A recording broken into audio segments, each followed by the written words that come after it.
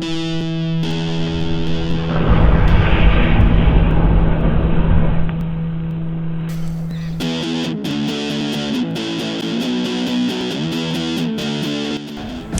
spinning is a sport like no other. Whether it's spinning a staff, poi or fire wand, the scope for serious burns is enormous. But fire spinning festivals are renowned for more than just the sport. Recreational drug and alcohol abuse are often apparent. Does the fire spinning community deserve the social stigma that is often pinned upon it? What culture lies beneath this daredevil community beyond the scope of social perception? What do you know about fire spinning? It's dangerous. I know that they light fire and spin it. What kinds of people fire spin? Idiots. A lot of different people. I've met a few of fire spinners and they range from being, these sort of carefree kind of people to people you wouldn't expect. What impression do they give you? Like daredevil. They're sort of outrageous, a bit out there.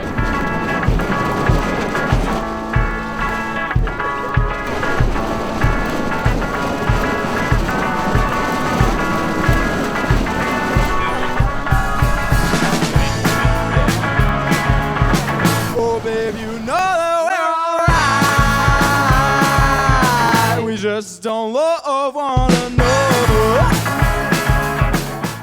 So how do you think people perceive the fire spinning community and culture?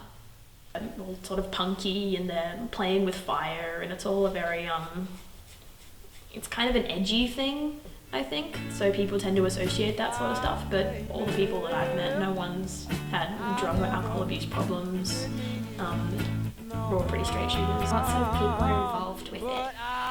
It's not the kind of people that have a desk job, basically. There's nothing really corporate about it. Everything's very, everyone's very equal with each other. So what are some of the risks involved with fire spinning? There are risks and people do burn themselves and that sort of stuff, but they're really, really, really rare cases, basically, and people who have hurt themselves doing fire spinning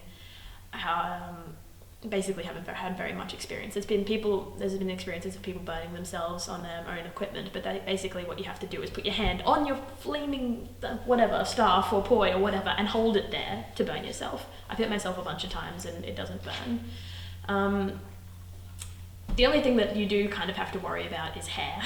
So most of the time when we do spinning, we have either people with short hair or you have a bandana on. But a little while ago I was spinning and I hit myself in the head with my poi. And it was like, and it was gone straight away, but my hair was on fire. There's been horror stories of people doing fire breathing and like burning out the insides of their lungs and stuff, but basically to do that, to fire breathe, you have to spit out fuel, and to burn your lungs, you basically have to breathe it in. No one that I know has been that stupid. One of the worst things I had was I didn't know about the chemical burns that you can get from the carcinogens, and instead of wiping my mouth and chest where all the carcinogens had come down, I just leave it there.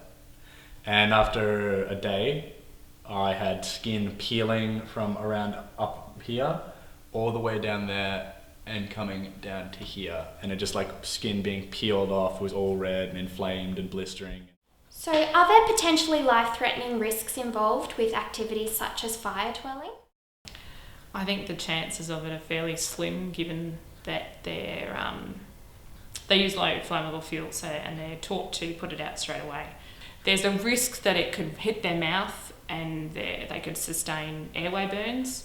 I have not heard of any major fire twirling burns as a result of engaging in that activity. I think it's probably a very slim chance. Most of them would probably sustain mild to moderate burns between superficial to partial thickness. But I don't think there's a huge risk, in my opinion anyway.